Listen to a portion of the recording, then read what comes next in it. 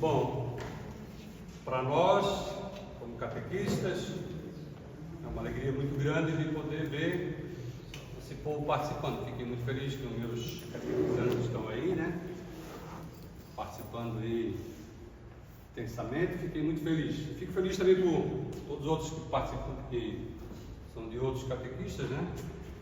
Sejam todos bem-vindos para esse grande momento que tanto foi comentado lá desde o princípio. Como é que é a missa? Como é que funciona a missa? O porquê disso, o porquê daquilo? Pelo menos na nossa catequese sempre houve esse questionamento, né?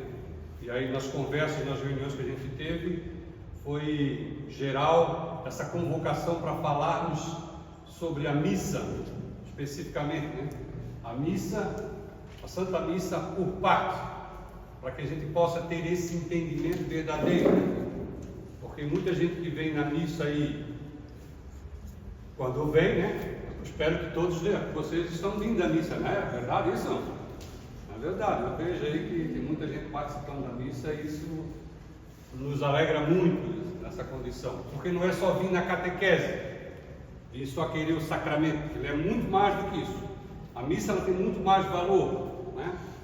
Não é à toa que houve esses questionamentos, né? Porque muita gente vem, participa sempre, muitos aqui não têm sequer a primeira Eucaristia, nem a crisma, né? Batizado aqui, eu acho que só tem um ou dois aqui que não tem batismo, é isso? Né? Então, eu creio que, eu digo assim, é muito interessante, mesmo não participando dos sacramentos da igreja, né? Todos esses que eu falei, ainda são perseverantes em vir na missa, né? É uma condição assim de fé, porque não participa da primeira comunhão, nunca fez o sacramento da confissão, nunca foi crismado, né? Então, mesmo assim, persevera em vir na missa. Então, nada melhor do que isso, e a gente trouxe aqui essa noite, inclusive, o nosso diácono, padre, gostaria muito de vir, mas devido aos grandes compromissos que ele tem, ele não pôde participar. Mas o diácono que nos representa aqui, né, na nossa igreja, vem nos agraciar com o seu conhecimento para falarmos sobre a Santa Missa parte por parte, para a gente agora ter um entendimento o porquê de cada coisa na missa. Eu tenho falado muito na minha catequese que a missa ela é totalmente bíblica, ela não veio do nada assim, né? Não, vamos inventar um negócio aqui para não ganhar dinheiro. Não é assim.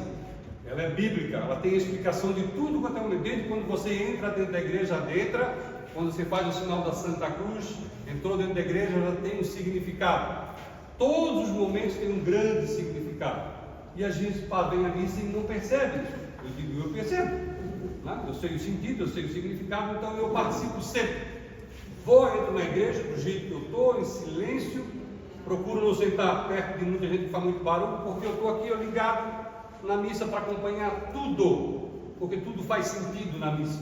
Então que a gente tem que ter paciência. Então se a gente começa agora a entender o porquê, o significado de cada coisa, nós vamos ter que valorizar muito mais a nossa vinda na missa. Vim pelo menos aos domingos, gente. Dia do Senhor, domingo. Né? Então quanto é importante a gente estar participando. E a gente poder agora entender cada passo da missa. Isso é muito importante para a nossa caminhada de vida na igreja. Beleza? Então, vou deixar agora a palavra para o nosso meu querido amigo Juscelio, nosso diácono. Ele vai conduzir esse momento para vocês, tá bom? Vontade aí, diácono. Olha a responsabilidade por sendo gravado. Quando falar qualquer coisa errada, não é para você cobrar. Boa noite a todos. Boa noite. Vocês já ouviram falar de missa? Vocês sabem o que é uma missa? Não? Quem é que já foi à missa? Que já participou da missa? Quando vai, a gente participa, né? A gente não vai assistir, a gente vai participar da missa, né? Mesmo como leigo, a gente também participa da missa. Há momentos em que o leigo, ele é também protagonista da missa, ele também participa. Então nós vamos ver aqui sobre as partes da missa, o que acontece do início ao fim da missa. Vamos tentar trazer aqui um pouco de fundamento bíblico, histórico, né, da Bíblia, sobre cada momento e também procurar o significado de cada coisa para a nossa vida, para a vida de fé, quem acredita também. Então, como é que passa isso aqui, Maurício? É no dedão mesmo?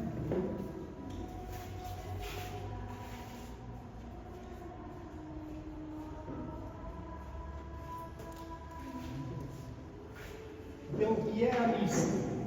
O que é a missa? Vocês sabem ler? Muito bem. Então, continuamos. A missa é a renovação sacramental do sacrifício da cruz. Que sacrifício é esse? O que é um sacrifício? Sacrifício é um trabalho pesado, duro, que a gente não quer fazer. É um sacrifício. Vou fazer um sacrifício, ou seja, é algo que a gente vai fazer santamente, vai santificar aquilo que se está fazendo. Então vou tornar aquele ato sagrado, um ato santo. Sagrado, sacro eu faço, então sacrifício. Então tudo que é um sacrifício é um ato sagrado. Então esse ato sagrado, a missa é um ato sagrado, né? Que lembra o quê? Que vai lembrar justamente o sacrifício da cruz, ou seja, o ato sagrado que Jesus fez, né? Ele fez a missa. Em que momento que Jesus fez esse ato sagrado da sua vida? Ele passou aqui na terra 33 anos, mais ou menos, segundo as Escrituras. Ele viveu comum, como uma pessoa normal, trabalhando de carpinteiro, né? O pai dele era carpinteiro, ele também era, né? Ele também trabalhou até os 30 e depois dos 30 ele saiu de casa e foi para a missão dele. Ele já sabia qual era a missão dele? Sim. Né? Lucas vai trazer lá no Evangelho de Lucas que desde os 12 anos ele já sabia o seu lugar, o que ele deveria fazer. Quando ele diz para Maria que perderam ele no templo e acharam depois do terceiro dia, ele disse à mãe, né? Não sabia que eu deveria estar na casa do meu pai, né? Fazendo a vontade do pai, ou seja, ele se referia a Deus. Então ali ele já sabia qual era a missão dele. E durante esses 3 anos de missão ele preparou alguns dos seus discípulos, e escolheu 12, claro, para constituir a sua igreja e assim mandar pelo mundo inteiro. Mas ele escolheu alguns discípulos e foi ensinando. Ensinando o quê? Ele foi ensinando a misericórdia do Pai a cada um de nós. Ele vai se revelando como misericórdia. E durante esses 3 anos ele vai ensinando. E ele ensinava apenas com palavras? Não. Com gestos, com atos, né?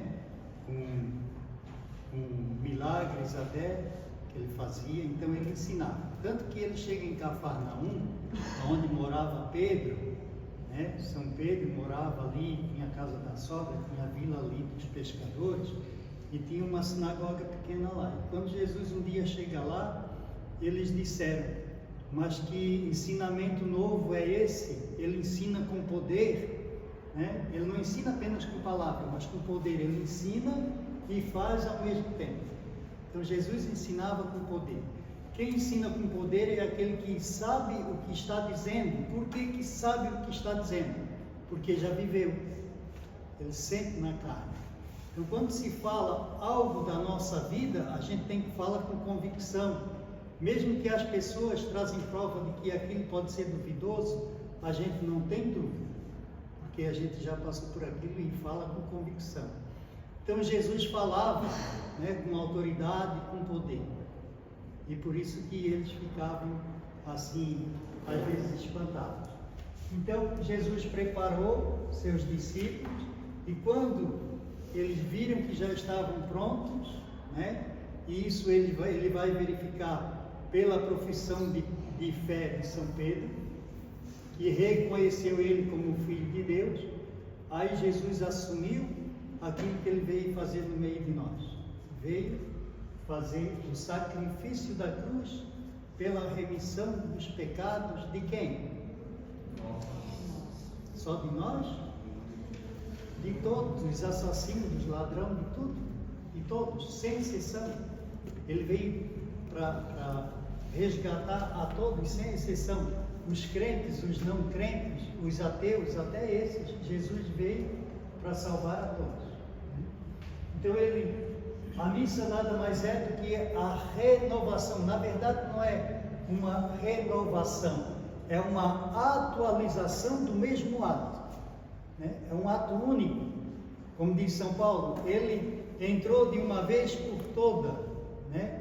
Com um sacrifício único. Ele não poderia morrer várias vezes. Nós vimos isso na catequese semana passada ou retrasada, né?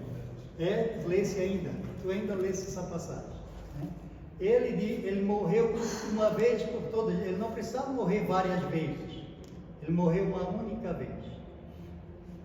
E daí ele vai instituir a missa, né? Quando que começa a missa? A instituição da missa, quando é que isso aconteceu? Nós celebramos a Semana da Páscoa, é uma semana inteira, né? E nós celebramos a Páscoa, que é 3 dias, ou seja, uma única missa que dura 3 dias. Ela começa na quinta e termina no domingo, né? É quinta, sexta e sábado. Mas como sábado à tarde, pelo calendário judaico, já é domingo, para nós aqui é os 3 dias, né? Então, até depois das 18 horas de sábado já é domingo, pelo calendário. Então, por isso, os 3 dias. A missa dura 3 dias. Que missa é essa? A celebração pascal, né? Que a gente fala. Então, na quinta-feira santa, Jesus está no andar de cima da casa onde eles estão reunidos, e ali ele vai fazer a ceia da Páscoa. Que Páscoa que é essa? A Páscoa dos judeus. Os judeus já celebravam a sua Páscoa, e Jesus estava ali no andar de cima de uma casa lá em Jerusalém, próximo ao templo, para celebrar com seus discípulos e apóstolos, né? Celebrar o quê? Celebrar a Páscoa dos judeus. Jesus estava ali para celebrar com eles a sua Páscoa. E Jesus vai celebrar na quinta-feira santa, e ele começa a celebrar, e daí tem um rito próprio, e agora no momento não vou falar isso para vocês, porque iria demorar mais uma hora, né? Jesus, ao celebrar esse rito da Páscoa, antes de tomar o terceiro cálice, ele vai instituir então a missa. Ele vai instituir a missa fazendo que gesto, que atos? Ele vai partir o pão, vai partindo o pão, que é um pão ázimo, pão sem fermento, ele vai partir e dar aos seus discípulos e distribuir entre eles. E ele vai dizer o quê? Isto é meu corpo. Então aquele pão já não é mais pão. Isto é o meu corpo, que será entregue por vós. Será entregue por vós. Ele está falando isso na quinta-feira santa à noite. E depois ele toma o cálice de vinho e ele dá aos discípulos, e ele também vai dizer: tomai e bebei todos vós, isto é o cálice do meu sangue, que será derramado por vós. Quinta-feira à noite ele mal termina essa ceia, ele nem chega a terminar por completo a ceia pascal, segundo o rito judaico. Ele vai para o Getsemane, ele sofre suando sangue, ele é preso, ele logo depois, já na sexta-feira de madrugada, ele já é condenado, ele já é chicoteado, ele já é coroado de espinho, ele sofre, e já é na sexta-feira, no sábado ele já é crucificado. Por isso que a gente, nesse rito pascal, a gente celebra tudo isso. E na missa a gente vai celebrar justamente isso, né? Essa passagem, essa Páscoa, a gente celebra tudo isso. No momento da missa é a celebração disto. Agora, quando você está celebrando esse rito, tem algum momento para você ficar alegre, exultar de alegria, quando você está celebrando uma entrega dessa?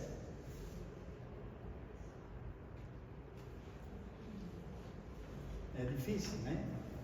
Mas foi para isso que ele veio. Foi para isso que ele veio.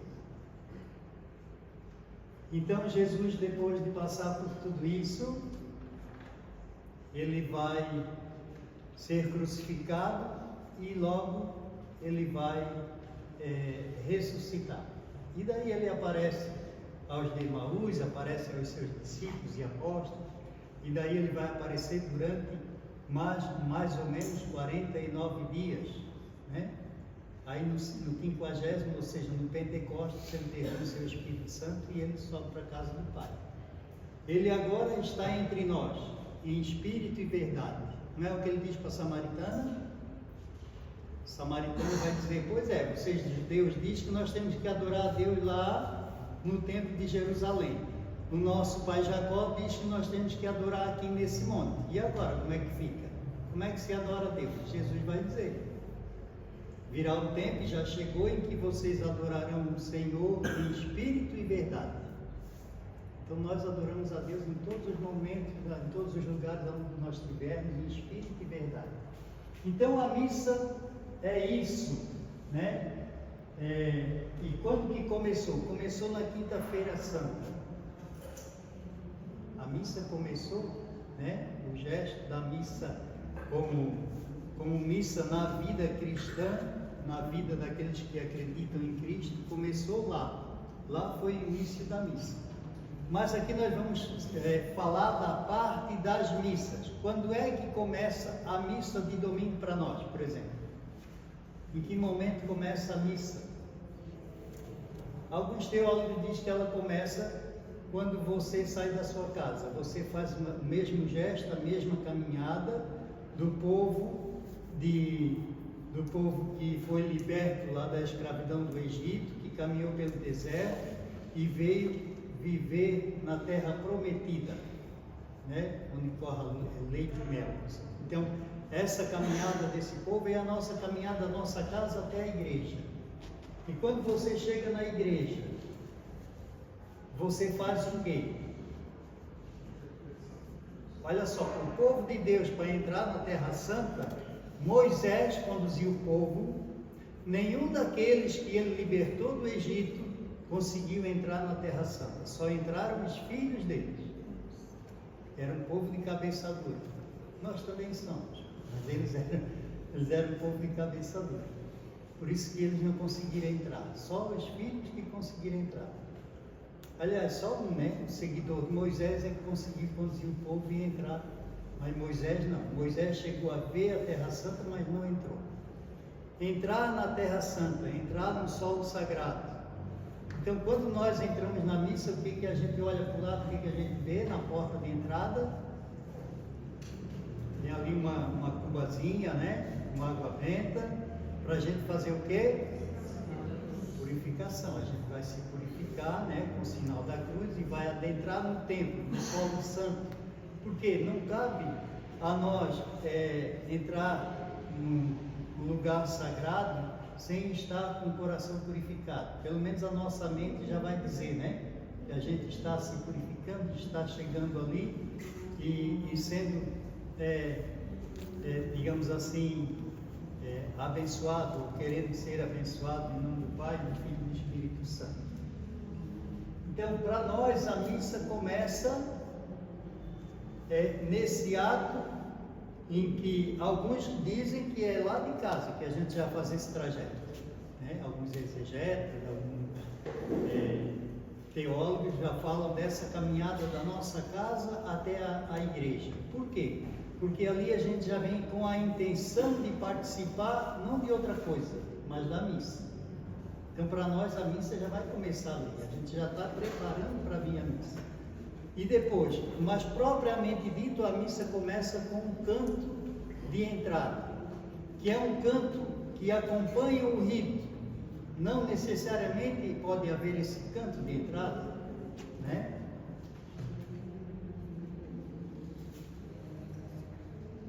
Nós só podemos amar porque nós conhecemos, é verdade? Você amou o seu marido, o seu namorado antes de conhecê-lo? Não, tem que conhecer ele para amar, né? Porque o amor é diferente de gostar, vocês sabem disso, né? Então nós só podemos amar aquilo que nós conhecemos. Portanto, a gente só vai amar Jesus no sacrifício, nesse mistério da missa, da celebração da missa, se nós amarmos a Jesus. Se não amar esse Jesus que morreu por nós e a gente querer celebrar esse ato, né, esse sacrifício de Jesus, se a gente não amá-lo verdadeiramente, a gente não vai celebrar ele de qualquer jeito. A gente vai vir à missa, vai pegar até a Eucaristia consagrada de qualquer jeito. O que nos diz São João Paulo II? Ele vai dizer assim, ó: a missa é o céu na terra. E explicou: a liturgia que celebramos na terra é misteriosa participação na liturgia celeste. Então, a liturgia do céu, nós participamos pela liturgia da terra. Então tem até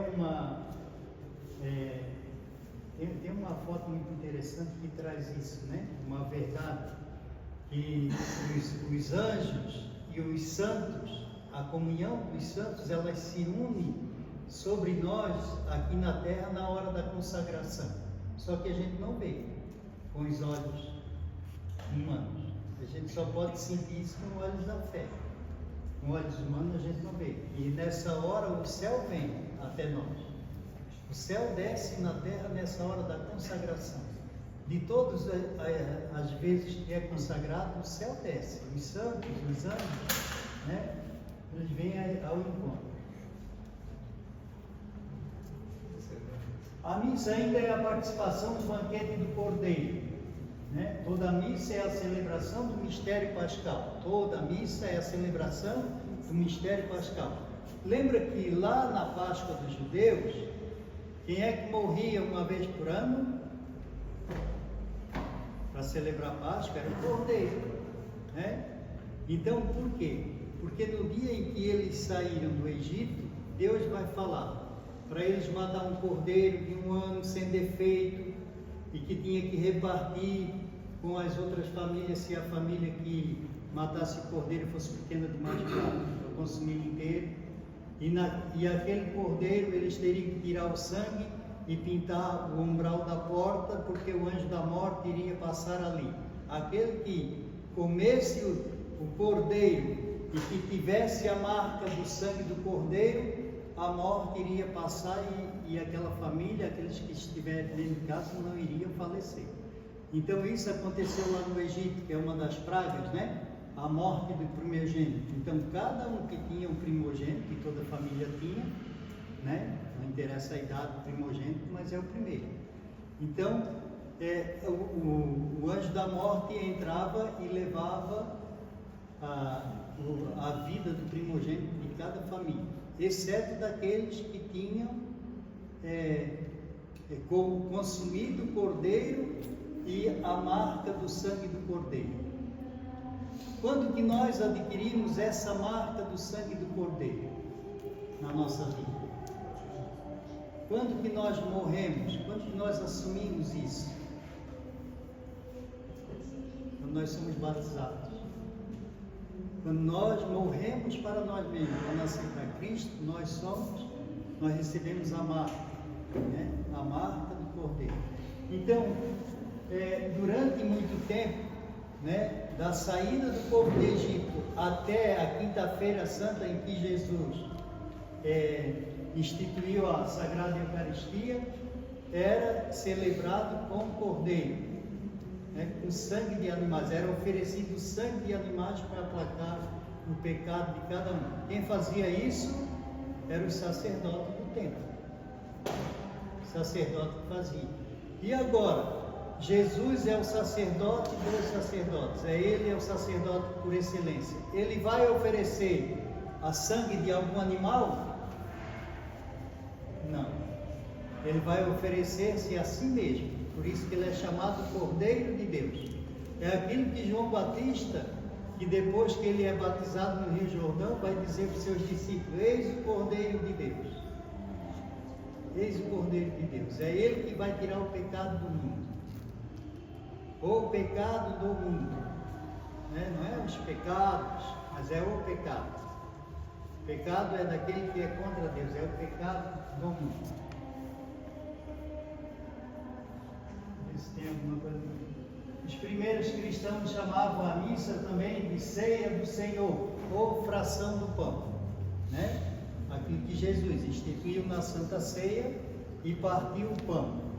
Nós devemos ter cuidado com essa fração do pão, porque o fato de nós pegar um pão da padaria, até com, não é pão ácido, até com fermento, e pedir a bênção sobre aquele pão, Senhor, abençoa esse pão, fruto do trabalho, coisa e tal, e depois a gente querer partir como se fosse Eucaristia, não é verdadeiro. Né? Então a gente tem que tomar cuidado que fração do pão também não é dar o alimento, partilhar o alimento. Isso é caridade que se faz, mas não é partilha do pão. Partir o pão é o pão consagrado. É que Jesus vai dizer, isto é o meu corpo. Isto é o meu corpo. E no final, quando ele diz, isto é o meu corpo, isto é o cálice do meu sangue, ele ainda vai dizer o seguinte, fazei isto em memória de mim. Por que nós celebramos a missa? Porque é memória do sacrifício de Jesus. Nós estamos fazendo isso e ele pediu, fazer isto em memória de mim. Hoje nós podemos dizer que a Eucaristia significa a ação de graça ao sacrifício do Senhor colocado na mesa do altar. Lembra que Abraão é tido como o pai da fé, né? Muito antes de Moisés tinha Abraão, o pai da fé. E a Abraão, Deus mandou os seus anjos lá até ele e disse, Abraão, tu vais ser pai de uma multidão que vai ser de filhos, que vai ser igual à areia da praia do mar, igual às estrelas do céu. Alguém é capaz de contar as estrelas do céu no dia estrelado? Não dá. A areia do mar é capaz de contar? Assim será os filhos de Abraão. Só que Abraão, quando resolveu aceitar, e até que a mulher, a Sara, duvidou, ele teve um filho. Ele pensava que a descendência dele, né, que teria que começar de algum jeito, já que Sara era estéril, ele foi lá e fez o serviço com a empregada para dar posteridade a Abraão. Naquela época podia, só que não era. Quem nasceu dessa empregada dele foi Ismael, que depois veio o povo ismaelita, que hoje estão aí, né, que é um povo diferente dos cristãos. E daí nasceu da estéril de Sara, que duvidou, nasceu quem? O filho de Abraão, Isaac, que ele vai pedir a vida de Isaac. Abraão, pega o teu filho Isaac, um monte de lenha, pega a faca e vai oferecer em sacrifício. Ele sobe lá um monte de Moriá, prepara o altar, né? E vai sacrificar o filho por amor a Deus. Por amor a Deus, ele ia sacrificar o único filho que Deus tinha dito que teria a posteridade. Olha, já veio o primeiro, que posteridade é essa? E daí o anjo vai, na última hora, dizer, já foi provado teu amor por Deus, então não faça nada mal ao menino. E a Sagrada Escritura diz que logo encontraram um cordeiro com um chifre preso nos espinhos e ali foi sacrificado. Daí começa o sacrifício de cordeiro. Então veja, que não é como o Maurício falou no início aqui, a missa não é uma coisa inventada, né? Alguém um dia chegou e inventou. Não, isso é de uma tradição, de coisas que a gente vai sentindo a presença de Deus. É claro que com o passar do tempo as coisas não vão modificando, mas vão se atualizando de acordo com a vida atual, né? Hoje em dia se anda mais em burrinho, como Jesus hoje, será que ele ia entrar em cima de um burrinho em Jerusalém? Talvez não, talvez sim, né? Poderia subir no camelo também. A celebração da Eucaristia nasceu do próprio Jesus durante a última ceia e foi instituída a Santa Eucaristia. Já contei a história da Quinta-feira Santa e assim foi instituída a Eucaristia. nós podemos dizer que a missa está dividida em duas grandes partes. Aqui nós vamos entrar especificamente na celebração da missa. Nós entramos então, né? Tem a procissão, o presidente da celebração, com os acólitos, aqueles que vão auxiliá-lo. Geralmente é o padre, né? Por quê? Se não for o padre, quem é que pode rezar a missa? Quem? Não, diácono não reza a missa. O bispo, só o padre ou o bispo o padre, né? O diácono não reza. Essa aqui é uma roupa própria do padre. Isso aqui é uma casula. A casula, ela não é diferente da... Essa aqui é do padre, né? É verde porque é tempo comum. Isso aqui é a estola do padre, né? A estola do padre é diferente da estola do diácono. A estola do padre é usada assim, ó, né? Tá vendo? O diácono não sabe nem usar a cara do padre. E bom, essa aqui é do padre, né? Ela é usada assim. Isso aqui é uma casula. A casula é do padre, tá? Ela é aberta. Quando ele abre o braço, parece um morcego assim, mas é do padre. Tá? É casula, tá? E a do diácono, qual é a diferença? A cor é independente, tá? Pode ser verde também. A do diácono, a estola do diácono, ela é atravessada, né? É serviço, é igual o pano do garçom. Não é o garçom, não bota o pano aqui no ombro e vai servir? É o diácono, é isso. Isso aqui é a estola de serviço. Então é do diácono. Isso daqui não é gazula, é uma dalmática. A diferença o que é? Tem a maninha, né? A do padre não tem. Então quando vocês veem o cara lá assim, com essa vestimenta, já tem que saber diferenciar se é padre ou se é diácono. Padre reza a missa? Sim. Diácono? Não. O que é que o diácono pode fazer? Celebração da palavra, tá? Só a celebração da palavra. O diácono só faz a celebração da palavra.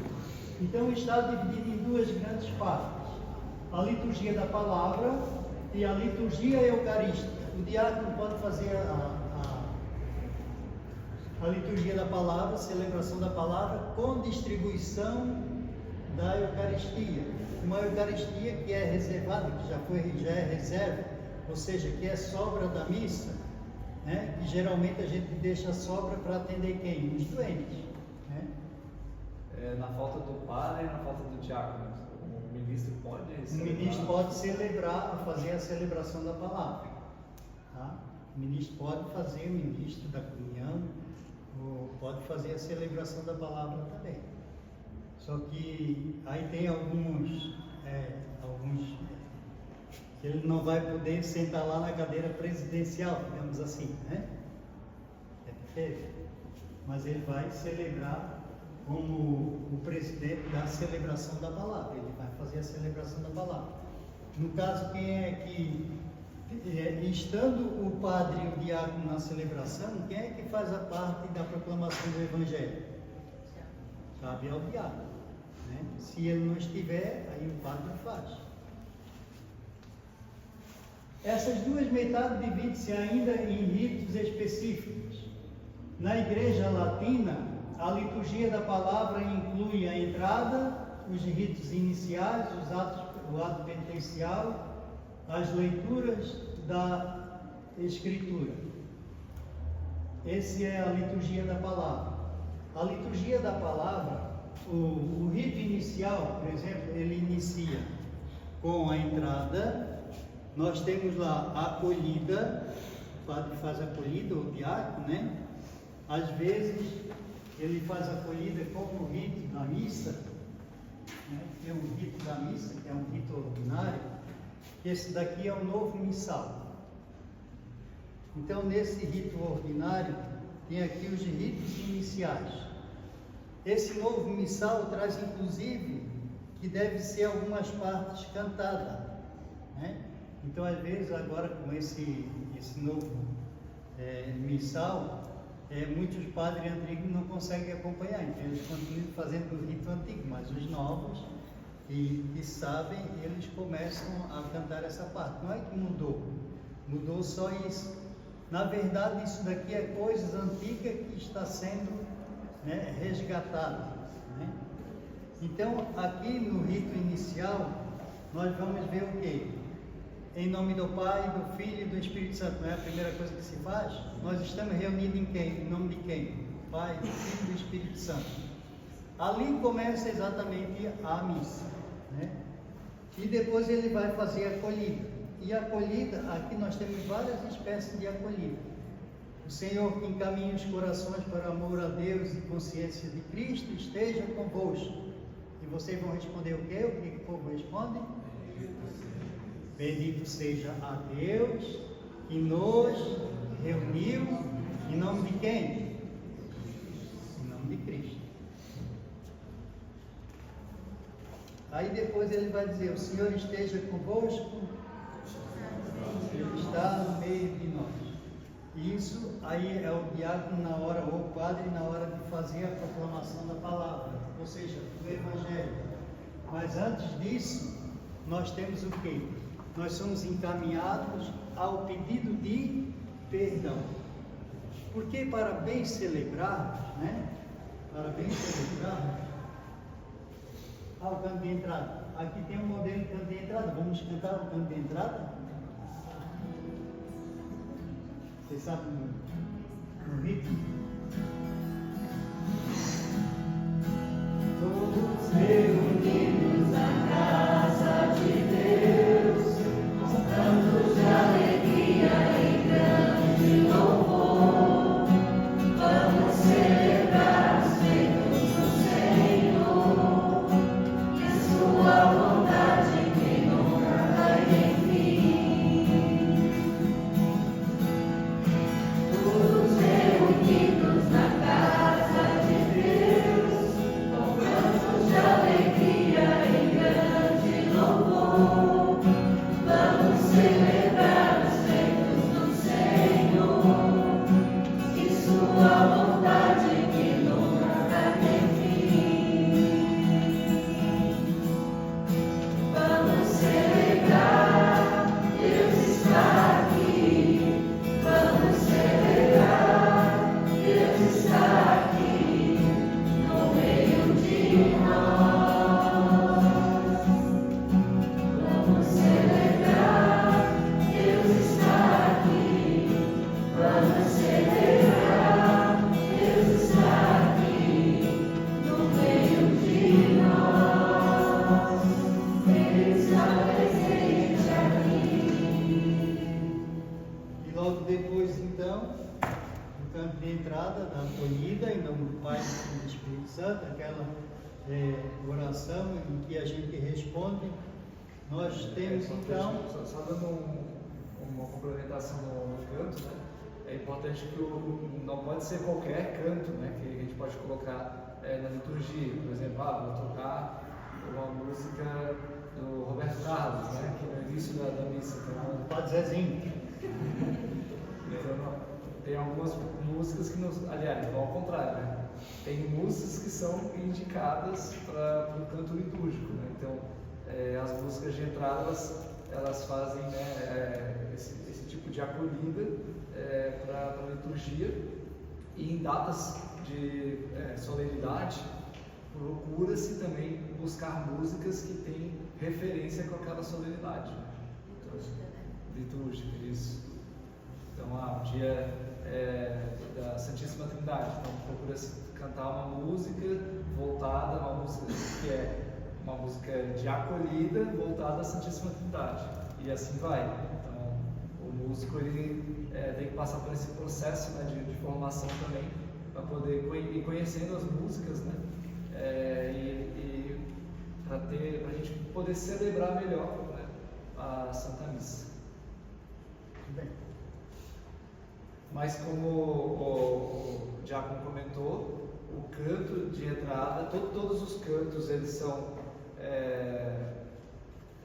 muito bem-vindos, né? Mas ele não faz parte do rito, né? Então alguns cantos fazem parte do rito, como o ato penitencial, o glória, o santo, o Cordeiro de Deus. Então esses tem que cantar segundo o rito, né? Não pode mudar a letra. Às vezes por exemplo, no glória, tu pode ver alguns glórias são bem diferentes, né, uns dos outros. Alguma coisinha ou outra a gente acaba mudando para questões de melodia, mas a essência ali não se muda, né? Para não alterar o rito.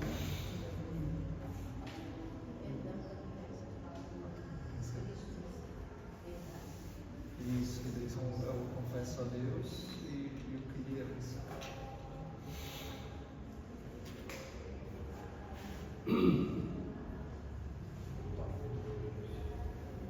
Rito inicial.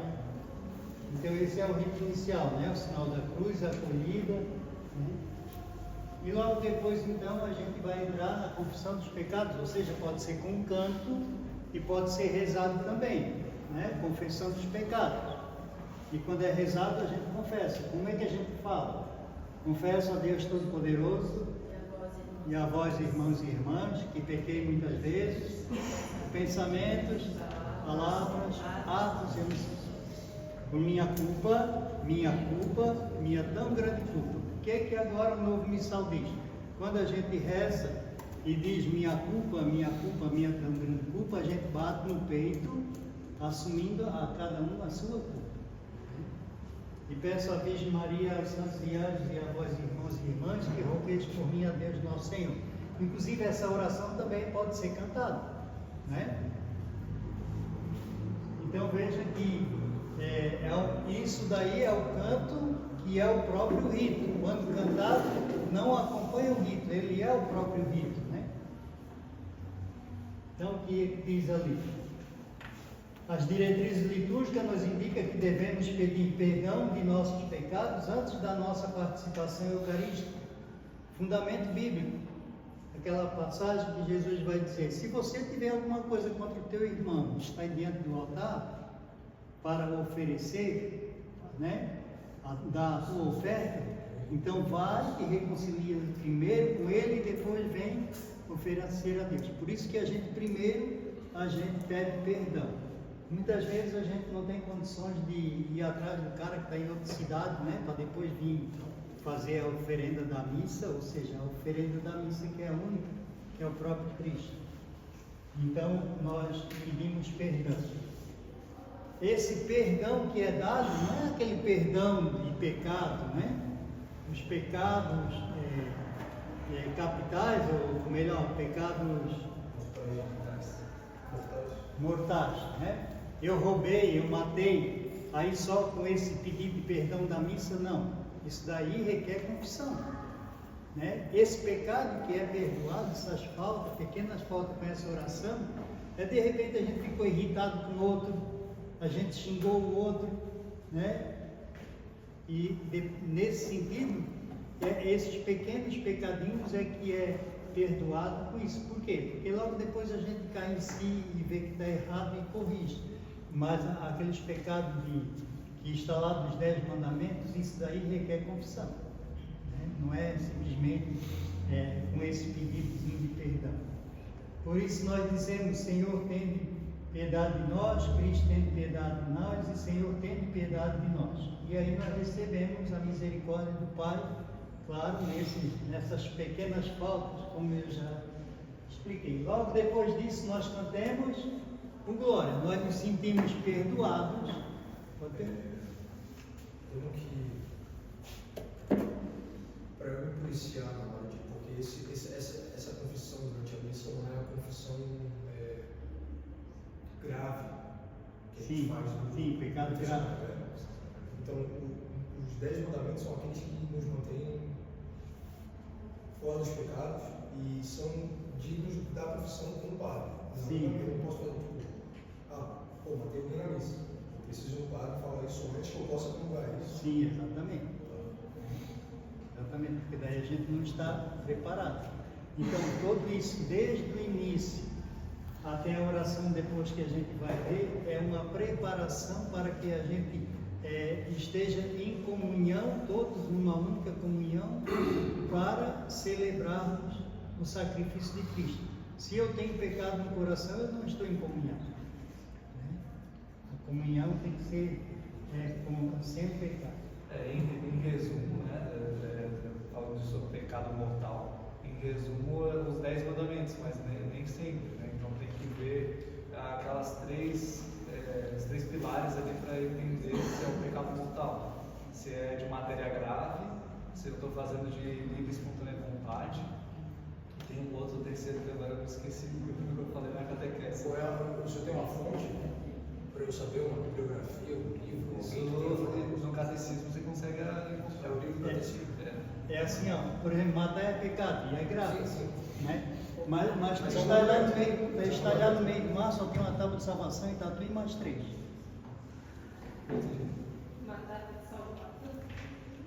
Entendeu? Quer dizer, todos nós somos responsáveis para lutar pela própria vida. Isso também é de lutar para viver. Por isso que tirar a própria vida é um pecado. Mas tirar a própria vida seria um pecado contra um dos 10 mandamentos, que é matar, não matar, né? Não matarás. Mas você pode pesquisar no YouTube, uma fonte confiável é o padre Leonardo Wagner, se você vai anotar. O padre Leonardo Wagner ele fala bastante sobre confissão, sobre pecado, e aí tem um vídeo dele que é bem antigo, que ele vai falar o que pode ser, como é que eu considero que é um pecado mortal. Aí ele vai dar até um exemplo assim, não roubar, né? Não roubar é um pecado contra os 10 mandamentos. Mas se ele não tem matéria grave, eu já dei esse exemplo várias vezes na catequese, né? Por exemplo, se eu roubo aqui um palito de fósforo aqui da igreja, ele não tem matéria grave, ninguém vai sentir falta desse palito de fósforo. Então ele não deixa de ser pecado, ele é pecado. Se você puder confessar esse pecado no confessionário, é o ideal, mas ele não se caracteriza como pecado mortal. Aí ele vai ser perdoado justamente nos pecados veniais. Então, por isso que. Mas em resumo, né, por isso que é bom ter isso. É difícil a gente denotar exatamente o que é pecado. Sim. Separar tudo o que é. A gente tem uma lista assim, não pode fazer isso. Basta a culpa da nossa consciência para ser um pecado, mais ou menos assim. Ou tem e se uma lista além dos 10 mandamentos para eu saber o que eu posso ou não posso fazer. É que daí a gente vai entrar em outro. Né, já vai aí vai cair naquela dos judeus de 600 e poucos mandamentos, aí cada um é um pecado. Né? É isso. Mas isso, independente da tua consciência, tem bastante fonte boa para poder. Ou a melhor fonte de todas é o catecismo. O catecismo tem lá a parte sobre todos os sacramentos, né? Ele tem a parte da confissão e também tem uma parte sobre o pecado. Então dá para entender também. Lá também fala sobre a contrição perfeita. Daí tem algumas dúvidas que podem surgir com relação a isso. E o catecismo ele responde todas as perguntas. Então, o glória vem depois do pedido de perdão, né? Sentimos-nos perdoados e vamos glorificar a Deus por isso. Então, tudo o que pedir em meu nome, de Jesus, eu farei de tal forma que o Pai seja glorificado no Filho. Se pedirdes alguma coisa em meu nome, eu farei.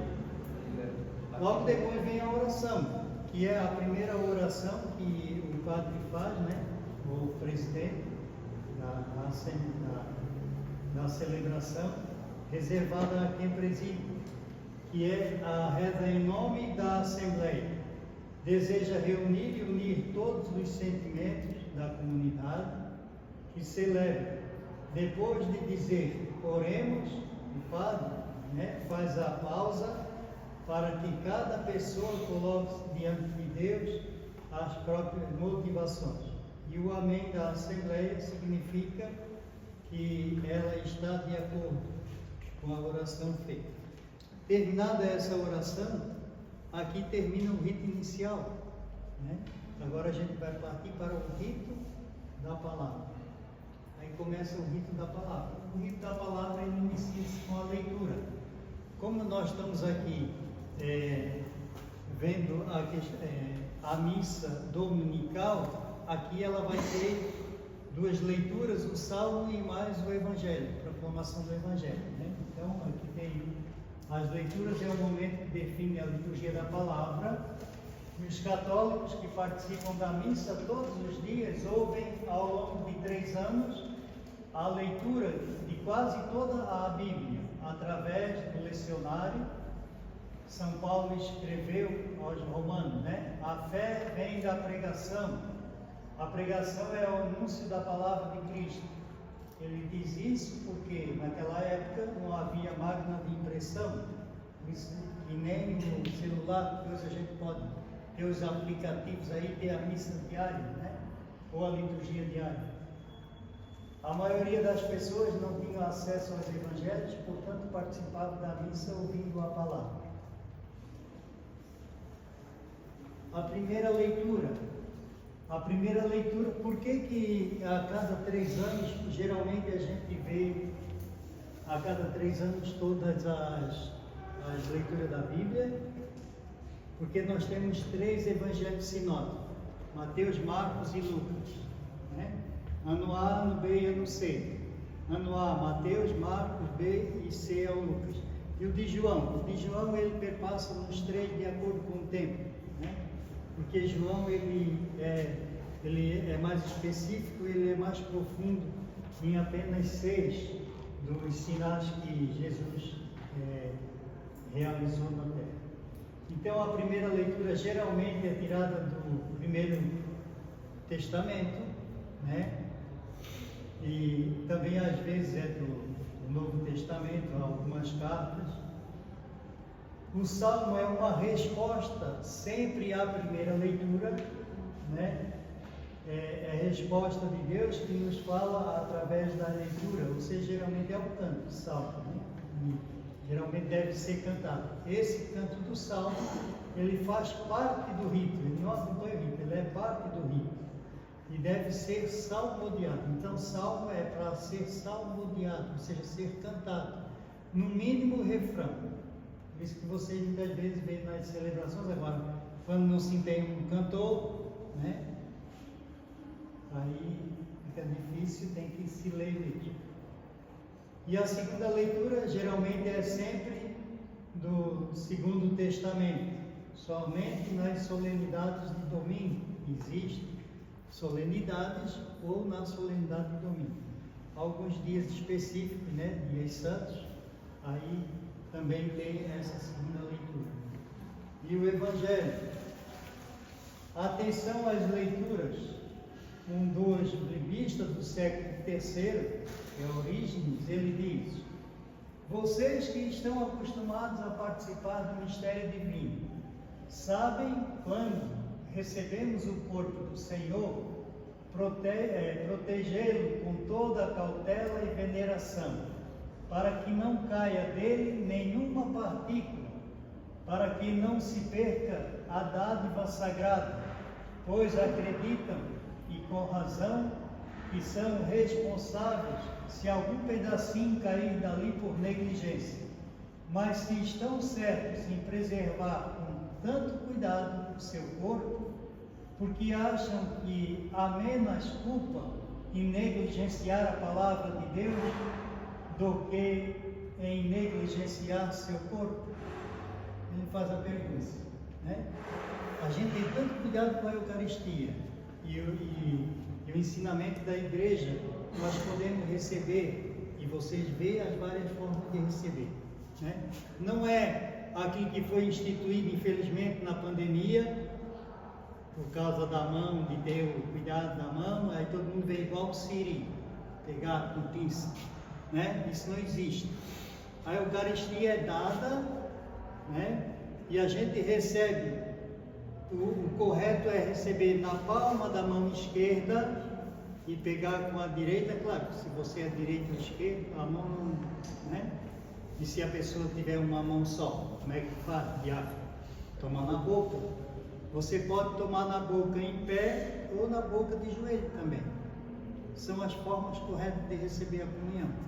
Então, diz Orígenes, se a gente tem tanto zelo, e quando vocês veem ali a purificação do altar, depois da distribuição da comunhão de quem faz, a gente tem tanto cuidado em dobrar o corporal sempre para o mesmo lado, para que nenhuma partícula se espalhe pelo altar, ou pela toalha do altar, ou até no chão. A gente tem tanto esse cuidado. E ele diz, quanto mais negligenciar a palavra de Deus, às vezes o cara está proclamando a palavra, o outro está lá no celular, está nem aí, né? Pode falar? Isso já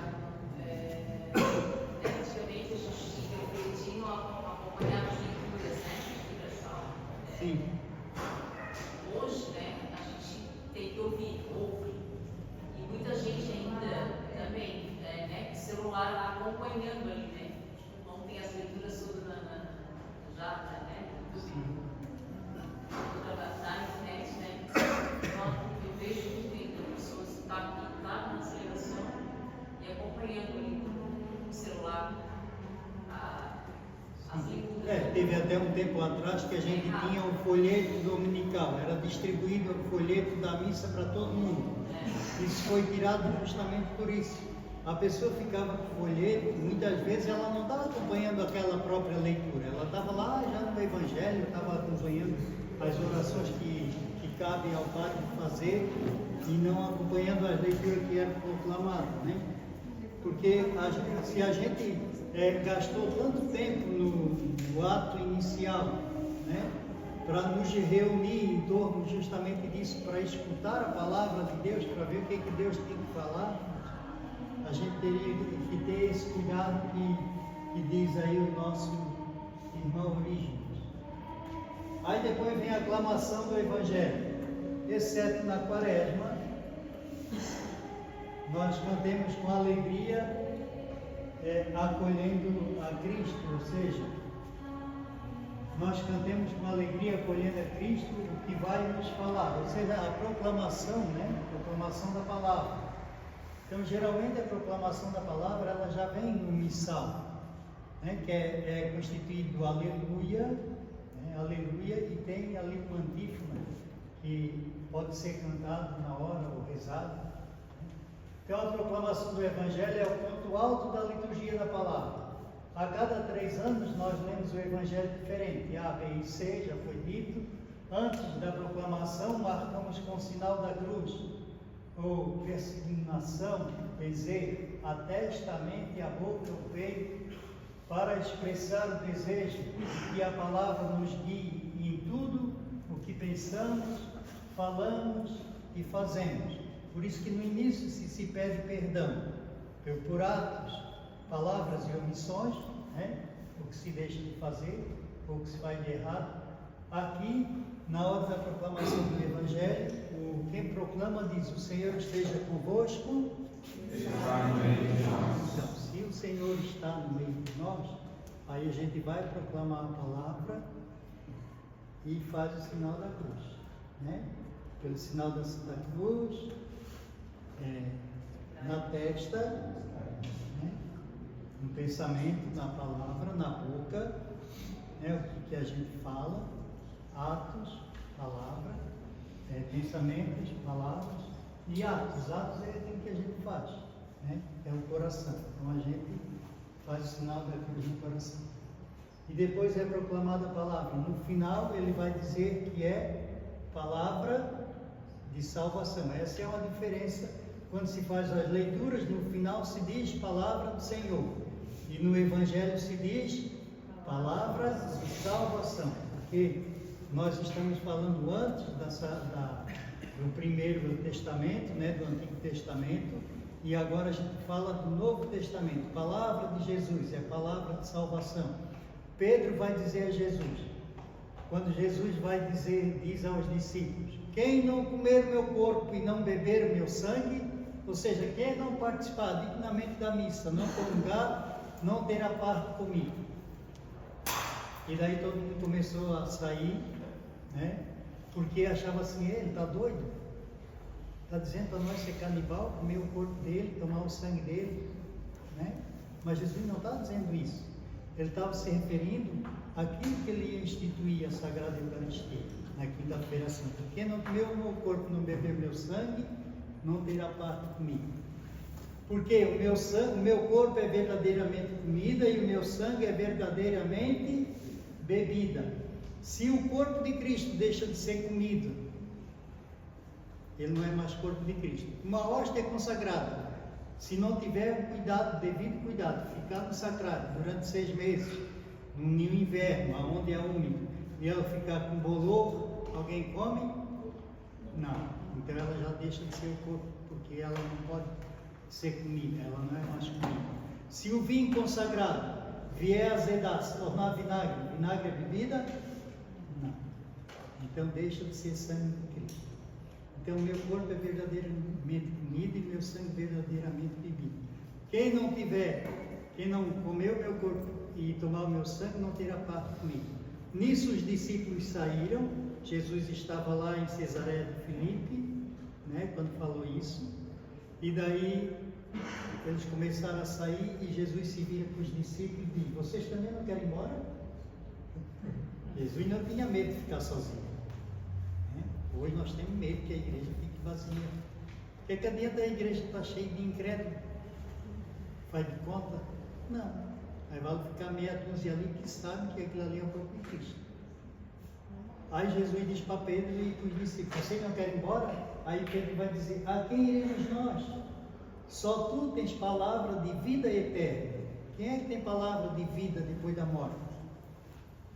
E que, como disse o povo em Cafarnaum, ele ensina com poder. Jesus disse e provou, porque ele ressuscitou e veio viver entre nós. É isso que nós celebramos.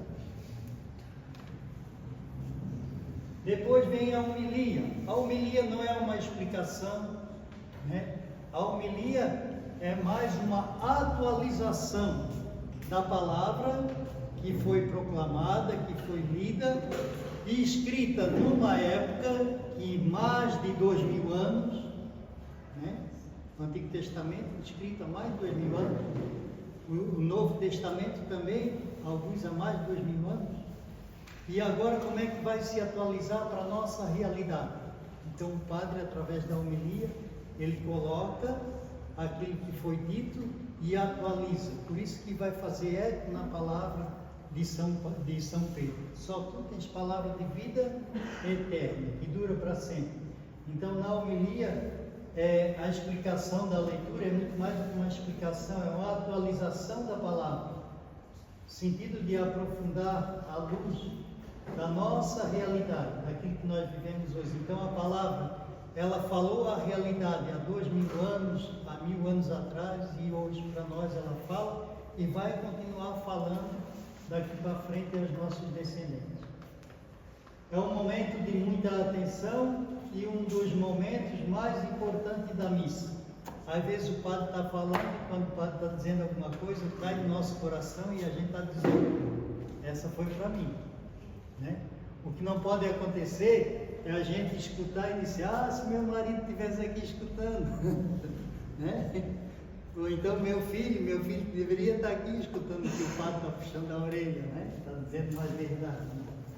A gente tem que assumir na nossa vida. Quem não está ali não vai escutar, não vai ter efeito nenhum. Mas você pode levar para ele. Depois nós temos a profissão de fé. Profissão de fé é mais no final de semana, que é o credo.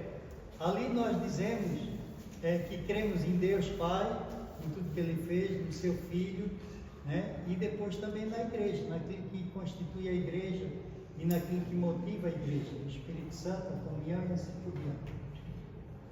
Depois do credo nós temos as preces, que nós rezemos, pedimos a Deus para cada um de nós, pela nossa realidade, as nossas dificuldades, pela dificuldade do mundo em que a gente vive e assim por diante.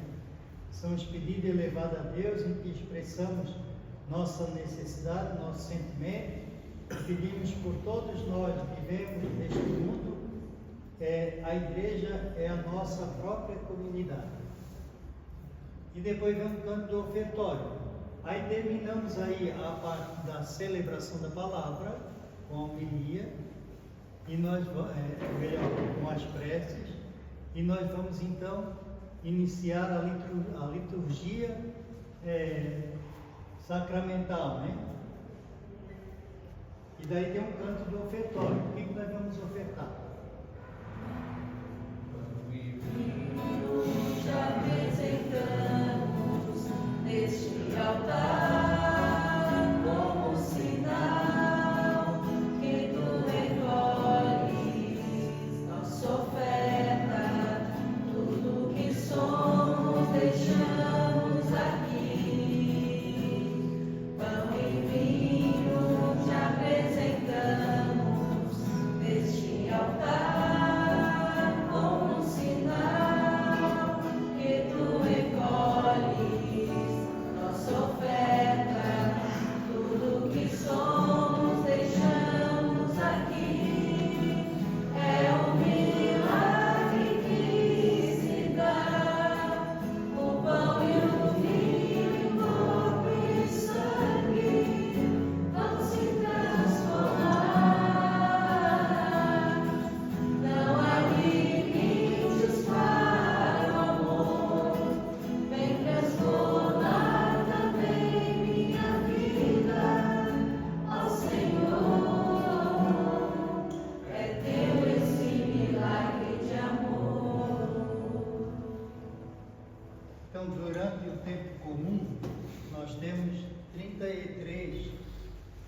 Finais de semana.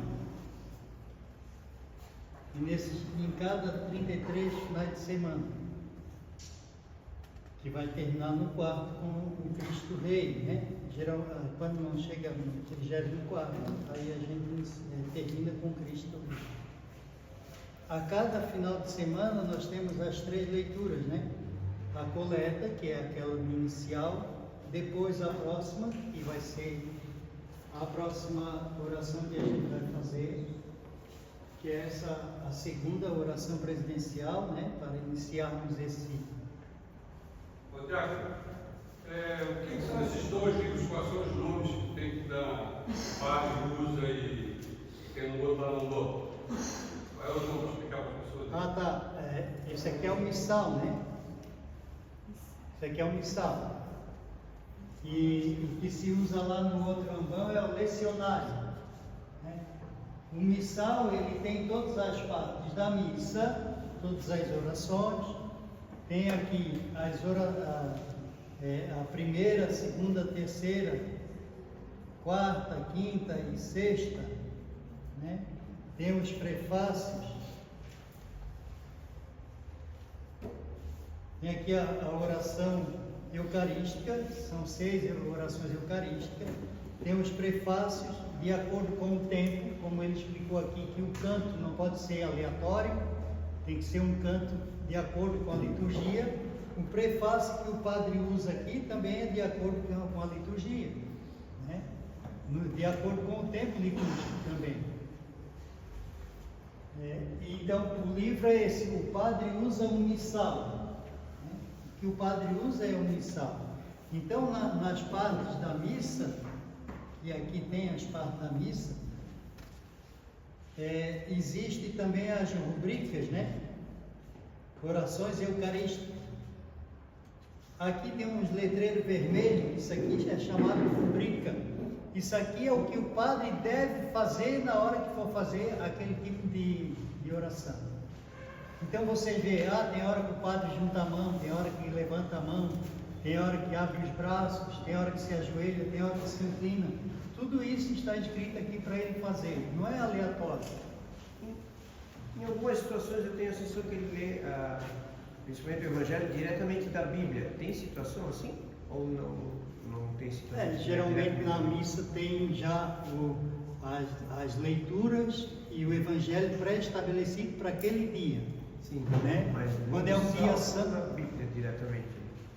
Na Bíblia, quando for um encontro normal, aí sim. Tá. Né? Mas na missa não é. Na missa não. Transcrito, A missa tem um livro próprio da missa. Por exemplo, se é uma missa festiva, né? Onde se usa-se até o turíbulo com incenso, né? Se usa esse aqui é o turíbulo, né? Onde vai brasa, colocar um incenso vem aqui na naveta, o nome disso aqui é naveta, isso aqui é turigo. Então, na hora de uma missa solene, que vai se incensar o altar, né, por duas vezes, se incensa o padre, se incensa o evangelho. Também pode-se usar, em vez do missal, em vez do lecionário, no ambão da palavra, se usa o evangeliário, né, que daí o diácono leva o evangeliário, coloca em cima sobre o altar, e depois, na hora que ele vai fazer a leitura, ele toma do altar, vai lá para o ambão da palavra, incensa, se for o caso, e faz de lá a proclamação. Para dizer o quê? Que a palavra de Jesus, ela vai ser proclamada, e tudo que é proclamado da palavra tem que nos levar a ver o sacrifício de Jesus. É aquilo que vai, a liturgia da palavra vai nos levar à liturgia eucarística. Então, aquela oração ali, cada final de semana tem uma oração própria, né? E depois vem os prefácios, que já foi explicado ali. Então, tem prefácio para vários tempos, tem tempo comum, tem 7 tipos de prefácio diferentes, que é a oração que o padre faz. É a abertura da oração eucarística. O prefácio é uma ação de graça ao Pai, e isso é o padre que faz em nome dele e de toda a Assembleia, né? Quem mais que pode fazer? Pode fazer baixinho quando tiver mais de um padre. Aí o prefácio é a ação de graça ao Pai por Jesus Cristo, e inicia com um diálogo entre o presidente e a Assembleia. Há muitos prefácios para tempos litúrgicos, solenidades, festas, etc. Quando o prefácio é chamado de próprio, significa que forma um todo com aquilo que celebramos. No tempo comum, há prefácios à escolha. Podemos ver um prefácio aqui. Prefácio domingo do tempo comum, número 3. O Senhor esteja convosco, Ele está no meio de nós. Orações ao alto. O padre não levanta a mão? Então tudo isso está na rubrica. Aí ele diz: demos graças ao Senhor nosso Deus, e nosso dever de salvação, a gente responde. Na verdade é digno e justo, é nosso dever e salvação darmos graças sempre e em todo lugar, Senhor, Pai Santo, Deus eterno e todo-poderoso.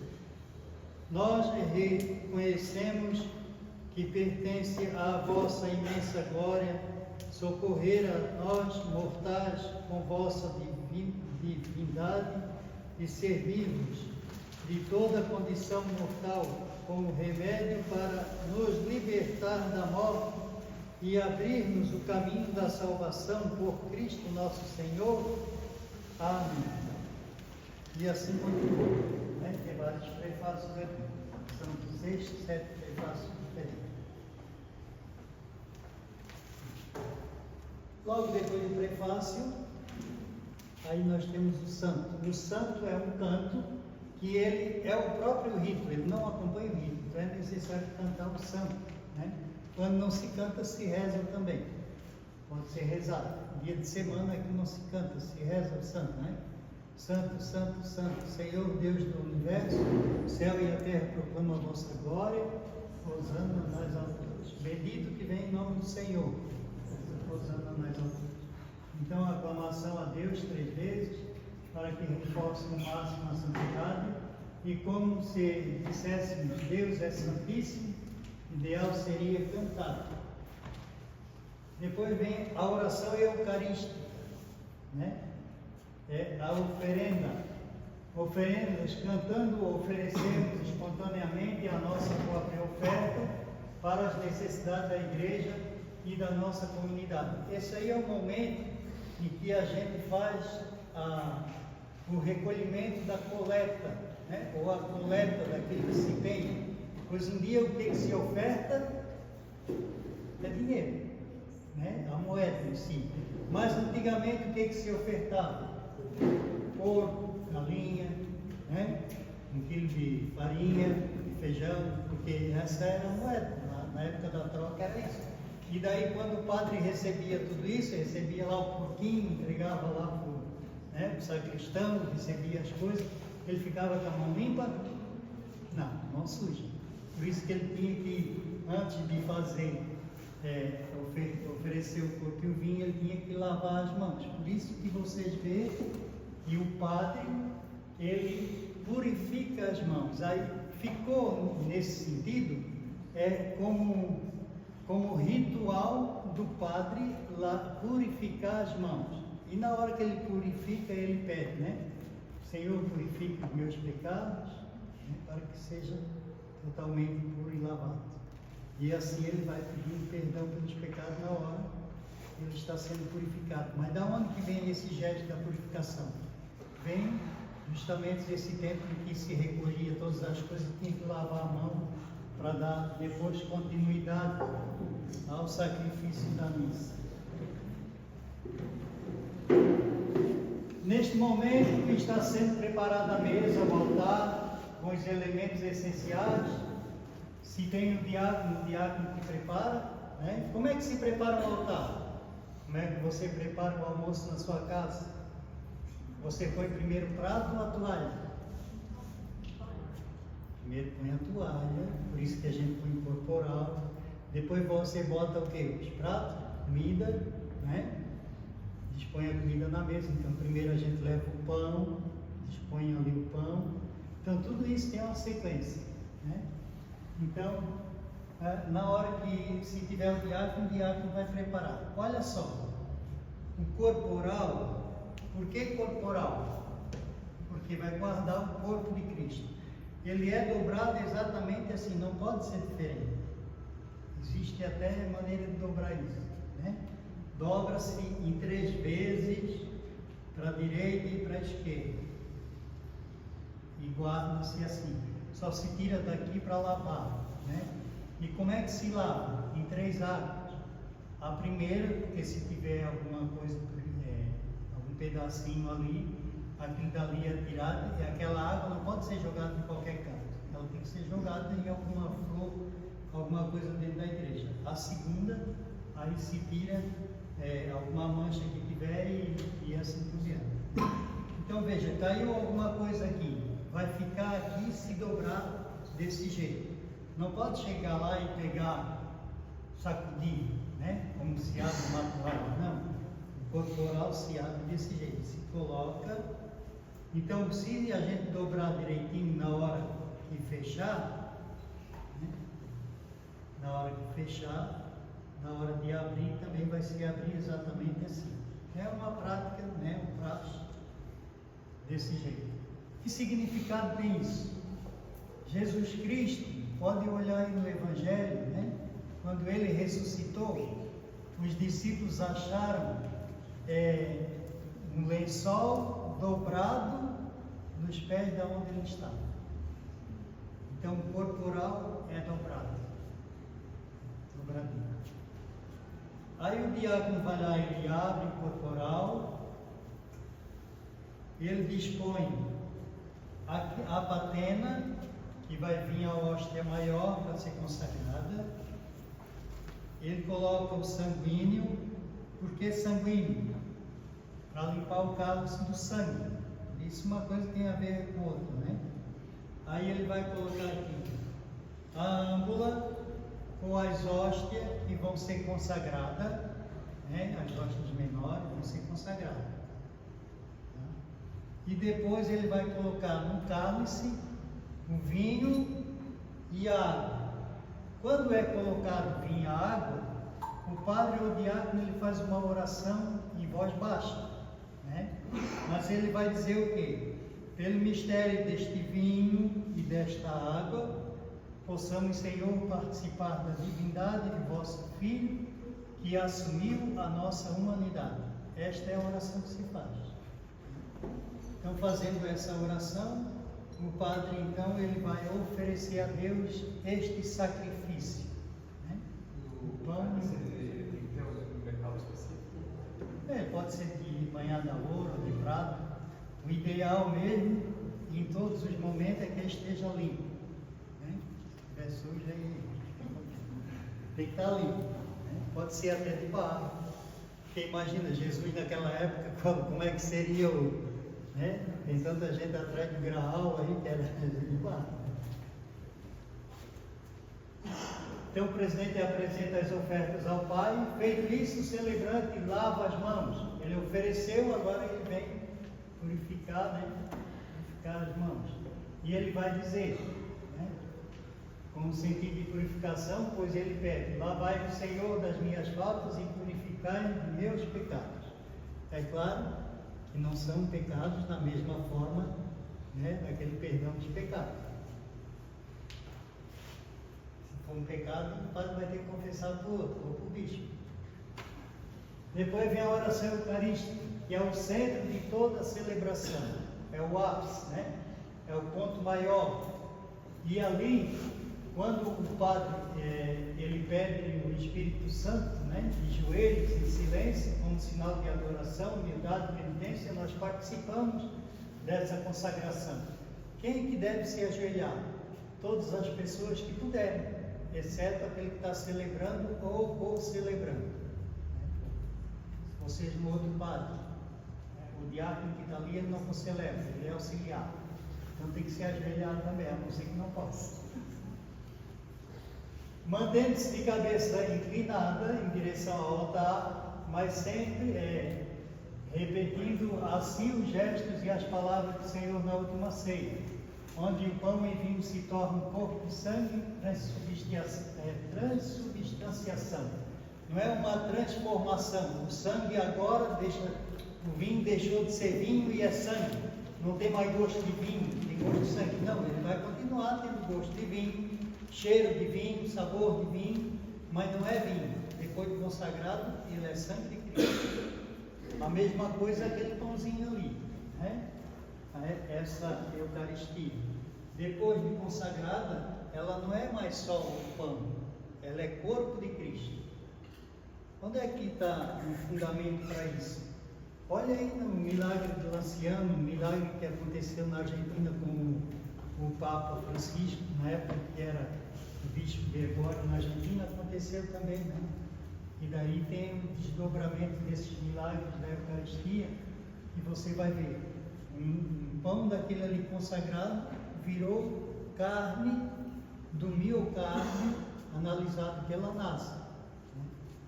Para lembrar que aquelas partículas que ainda é partículas, elas não estão consagradas, pegou lá. Sim, essas aqui, né?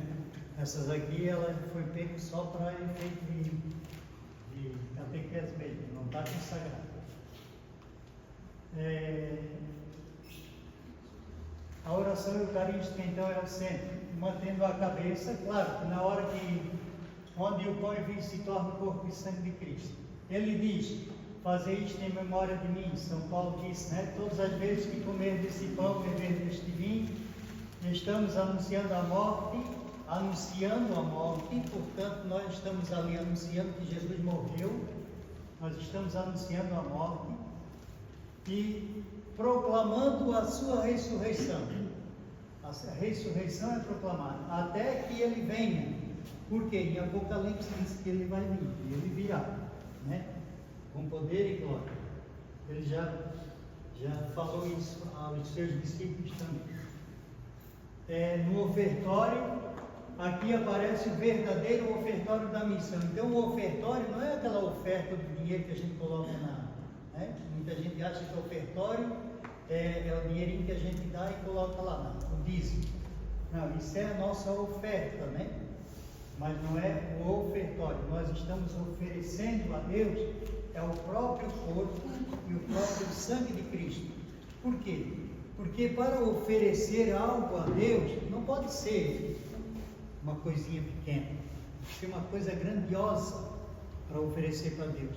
E o que é de mais glorioso na terra para se oferecer a Deus? É Ele mesmo, é o próprio Filho.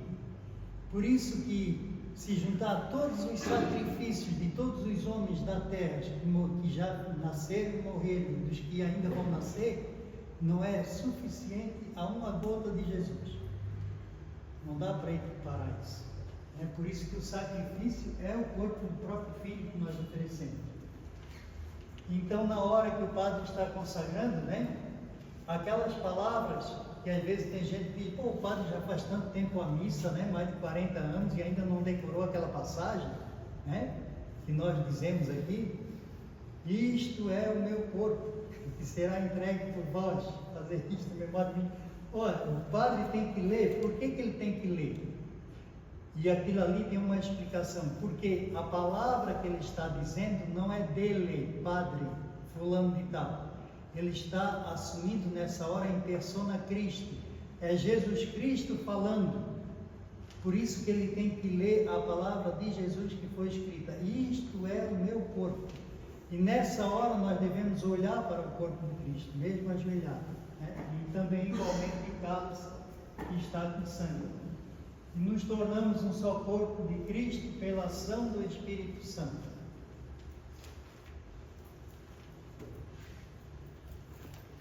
Aí pedimos pela igreja, aí depois vem a intercessão, né? Pedimos pela igreja, pelo bispo, pelos presbíteros, diáconos, todo o povo de Deus, pela comunidade, pelo mundo todo e pelos fiéis já falecidos.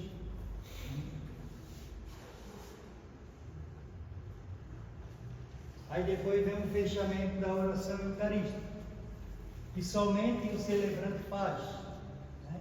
O gesto, por Cristo e em Cristo. Teve uma época que ensinaram que toda a igreja deveria levantar a mão, só quem levanta é os padres co-celebrantes. O celebrante está levantando a partícula e os co-celebrantes é que estende a mão, né? Porque eles estão co-celebrando, eles também são presbíteros. Para isso, então, o diácono, o povo de Deus não precisa levantar a mão, põe a mão no coração nessa hora, né? Então, por Cristo, com Cristo e em Cristo, a vós, ó Deus Todo-Poderoso, na unidade do Espírito Santo, toda a honra e toda a glória, agora e para sempre, e nós confirmamos, é isso aí, bicho, né? Não é isso que nós dizemos? Né? É o amém, amém. Dizer isso aí, bicho,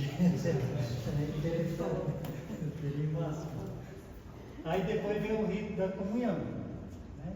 O rito da comunhão, aí o padre fala lá uma...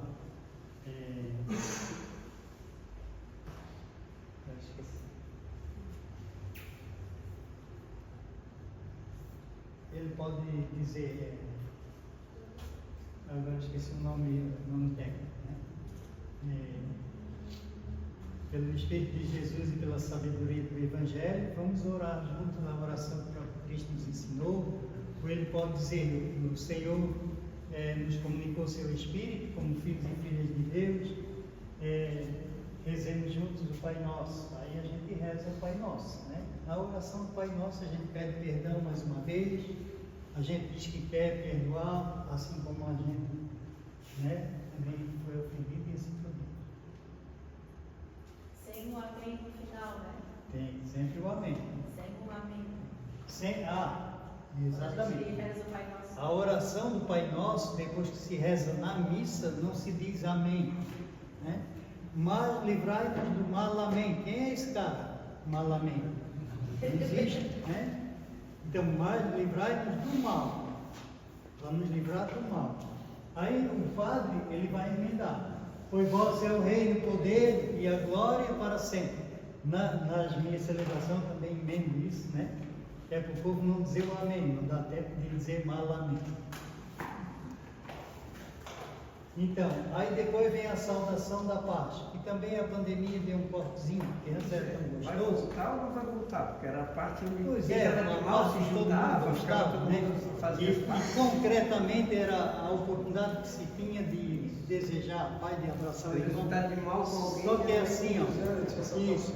Só que a gente deveria fazer esse abraço da paz, ou aperto de mão da paz, apenas para o irmão do lado, porque a paz que um deseja para o irmão do lado, aquilo ia se estendendo, aquela paz, ele ia como que aquela questão do dominó, né? Que bate na primeira pedra e vai derrubando. Então, aquela paz inicial, ela poderia ir acompanhando a gente, apenas dando a paz para quem está do lado. Só que isso virava na hora, né? a pessoa saía do seu lugar, ia lá para o final, já ia. Tem gente que queria abraçar todo mundo da igreja. Né? Talvez por isso que se Tem formou. muita gente que está um tempo sem se Mas é falar e porque- sentar próximo da missa e voltar a se falar por causa disso. Exatamente. Então é o momento da saudação da paz. E Jesus diz: eu vos deixo a paz, eu vos dou a minha paz. Não olheis os nossos pecados, Senhor, mas a fé que anima vocês. Aí depois vem a fração do pão, o celebrante coloca um pedacinho da hóstia, você já viu que ele parte e coloca, né, a unidade do corpo e sangue de Cristo no cálice, um só corpo e sangue de Cristo. E a Assembleia, enquanto isso, ela vai preparando. Claro que tem as orações próprias, que é aquela letrinha vermelha, que ele vai lendo, né? Enquanto isso, nós vamos rezando ou cantando o Cordeiro. Uma Assembleia. E depois o convite e a ceia, né? Felizes os convidados. O celebrante mostra o corpo de Cristo. Felizes os convidados. Eis o corpo de Cristo que tira o pecado do mundo. E a Assembleia diz: eu não sou digno. Ela vai usar essa frase. De quem é essa frase que a gente diz? Eu não sou digno de entreis em minha morada, Senhor, mas se é uma palavra que serei salvo. É de um centurião romano, né? Senhor, eu não sou digno, né, que tu vá lá em casa para o meu empregado, mas diz uma palavra e serei salvo. Na hora da consagração, a gente pode usar a palavra do dídimo, né? Aquele que tem que ver para crer, como é que é o nome dele? Tomé, né? Meu Senhor e meu Deus, quando ele viu Jesus, né? Aí vem um canto de comunhão, né? Que é um canto opcional, né? Acompanha o rito. Esse canto da comunhão é porque o rito o que é? É a distribuição do pão da comunhão. Mas enquanto isso a gente pode cantar. É bom, né? Porque se for um canto, exatamente como ele fala, um canto litúrgico, toda aquela liturgia da palavra, toda aquela liturgia eucarística, durante a comunhão a gente vai comungar e vai sentar, né? Comungando devidamente. Tem um bispo que ele fala: quando se receber a comunhão na mão, naquele instante contempla Jesus e depois comunga.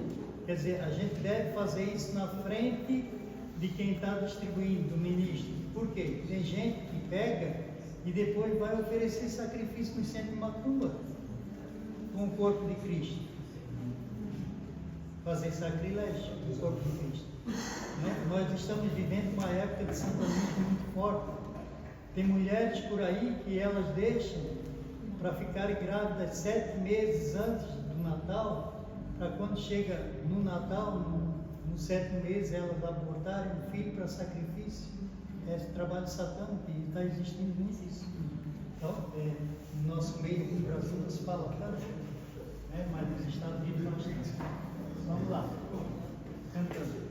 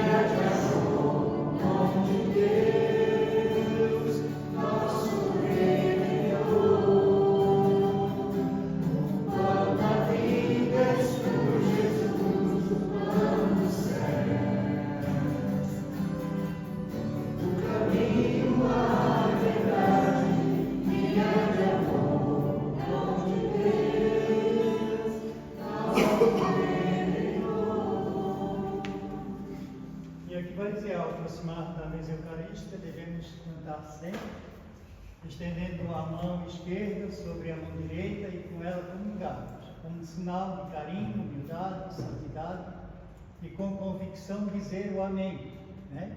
Quando o ministro vai distribuir o corpo, ele vai dizer, corpo de Cristo. Né? Tem gente que não fala nada, parece que está recebendo uma bolachinha, aquela, né? Bolachinha da vaquinha. Fazendo isso na frente de quem está distribuindo, como dizemos antes, que não somos dignos de recebê-lo, então pegamos na mão, tem gente que diz, põe na boca, eu não posso pegar na mão porque minha mão é digna. Tá, e a tua boca é mais digna que a tua mão, que depois tu vai fazer fofoca por aí, né? Não, a dignidade está no coração. Se a mão está limpa, às vezes é um trabalhador que trabalha até com a mão suja, às vezes a gente distribui, mas ele vem com tanto amor, com tanto carinho, porque o que interessa é o coração, né? Por isso que eu digo que foi o mal que a pandemia veio trazer, esse negócio da pizza. Parece um siri que quer pegar, né? Quer roubar a Eucaristia.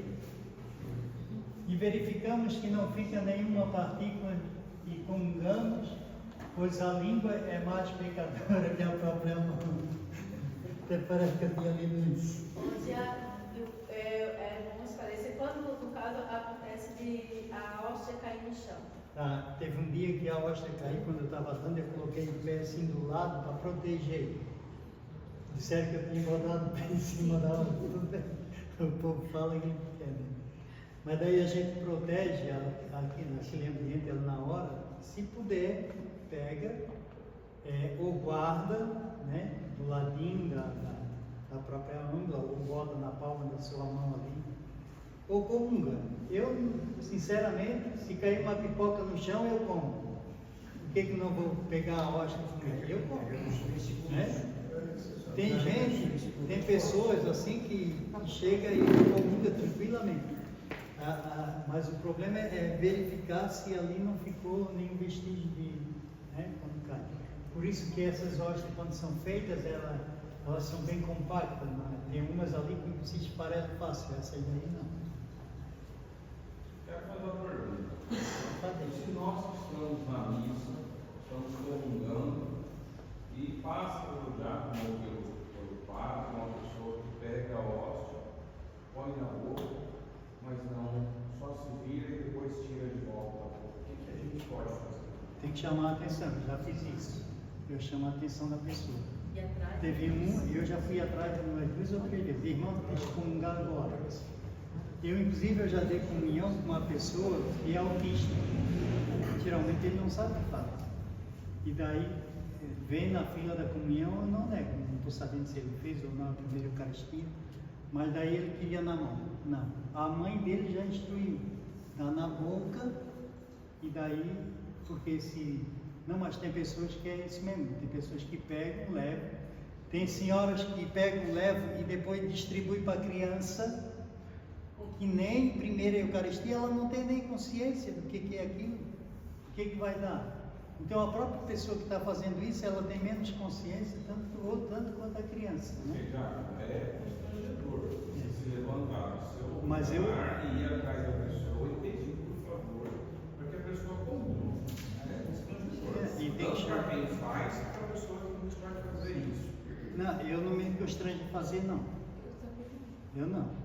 Eu chamo Isso aconteceu 3 vezes quando eu era ministro. Eu fui ministro aqui no Bom Tempo. Aconteceu 3 vezes comigo, de pessoas pegarem a comunhão. 2 eu estava dando comunhão. Uma eu vi, estava na fila, a pessoa pegou, o ministro estava dando, não viu que a pessoa levou para o banco. Eu estava na fila, eu observei. Eu parei a fila, fui até a pessoa, o que eu vou fazer com a hóstia? Não vou levar para cá, não. Eu estou comunga, me devolve.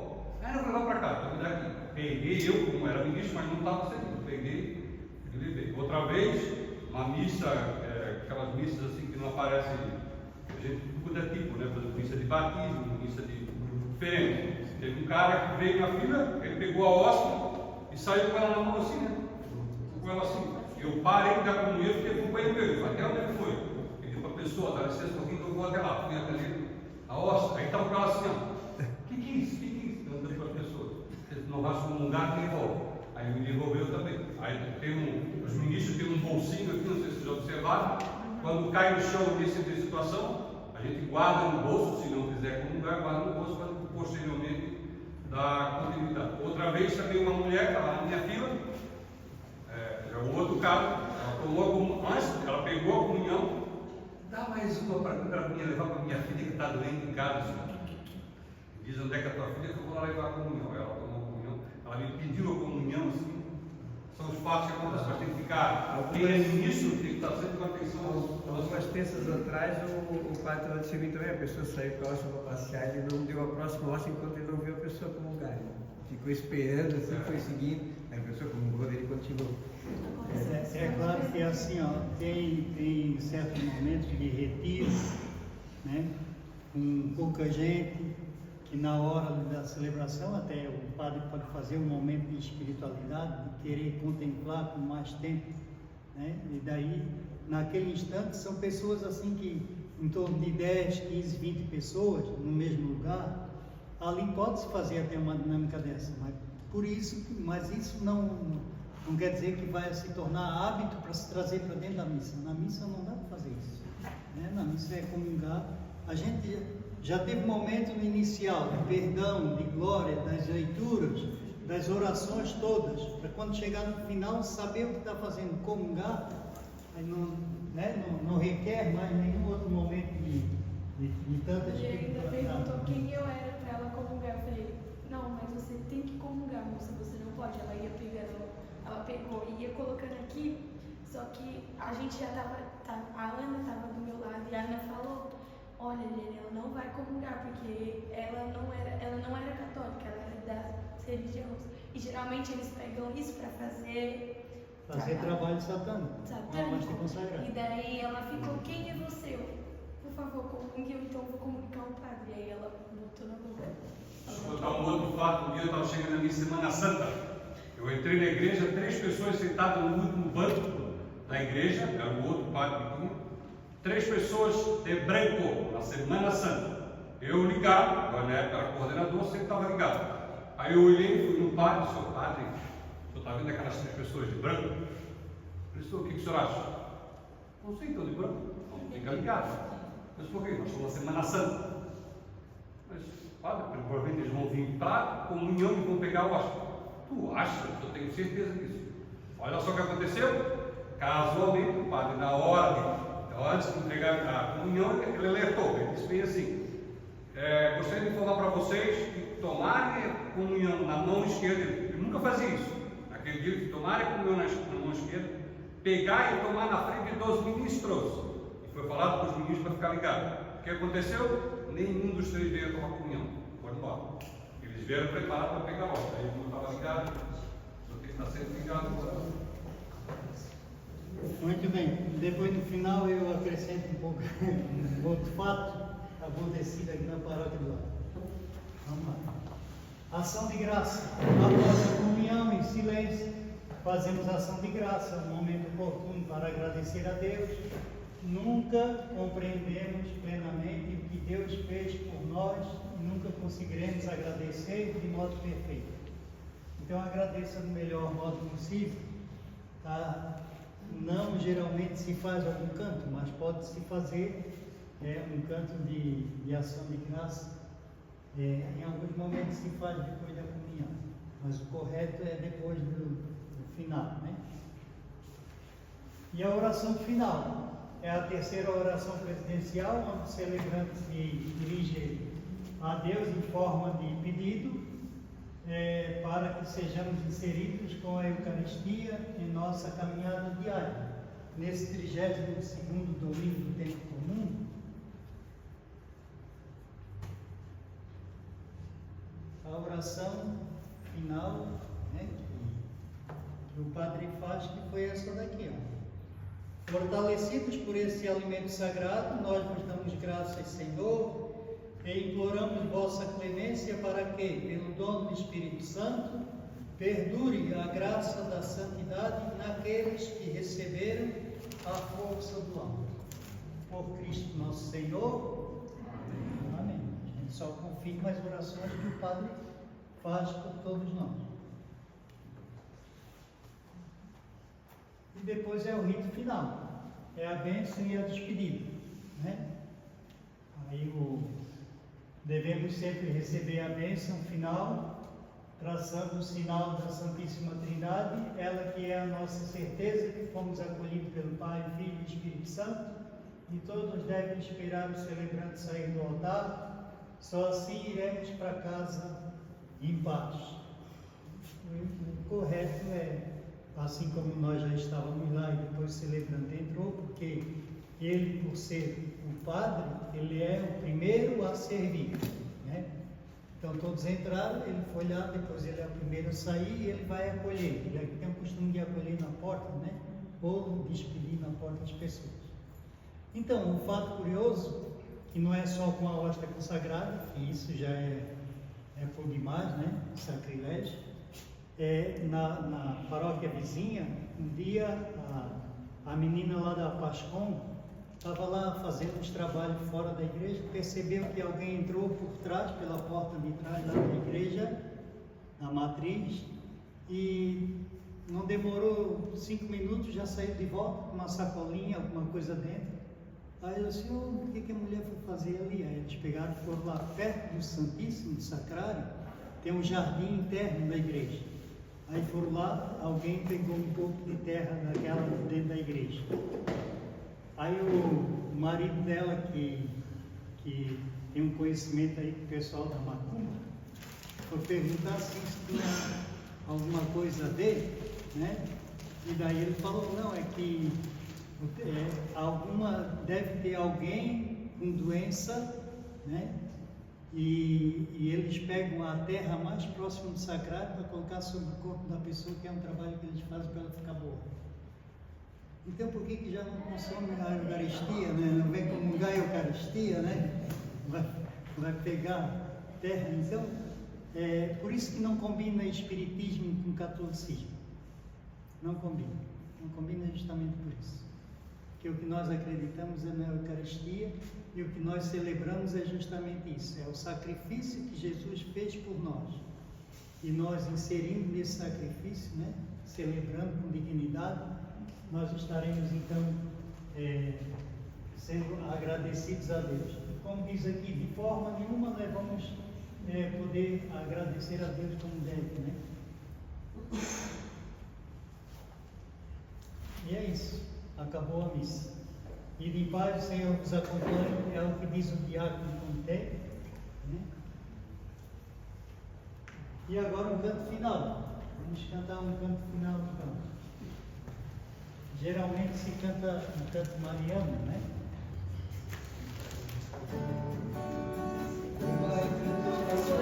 Escolhida, hoje tu Maria, serva preferida, Mãe do meu Senhor, Mãe do meu Salvador.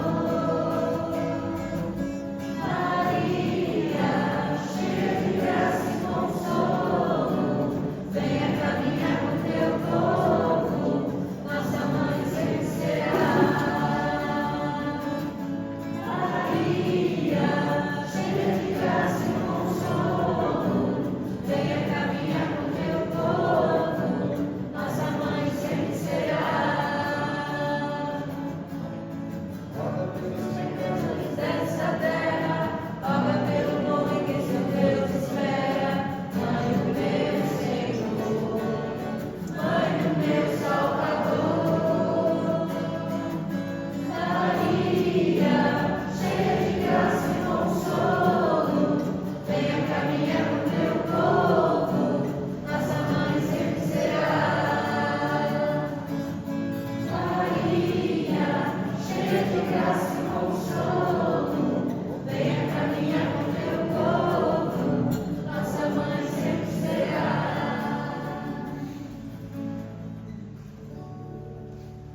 Acabou a missa? A missa acabou, mas a missão continua, né? Então, a gente sempre tem que pedir força para a semana sempre renovar, né?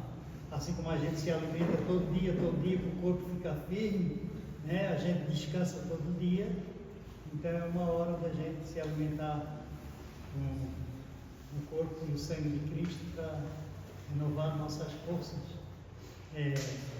espirituais para enfrentar essa luta, essa vida, né? É isso aí, deixa eu falar com Maurício.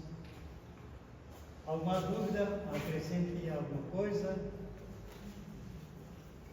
Bom, considerações finais depois, gente. Primeiramente, eu gostaria de agradecer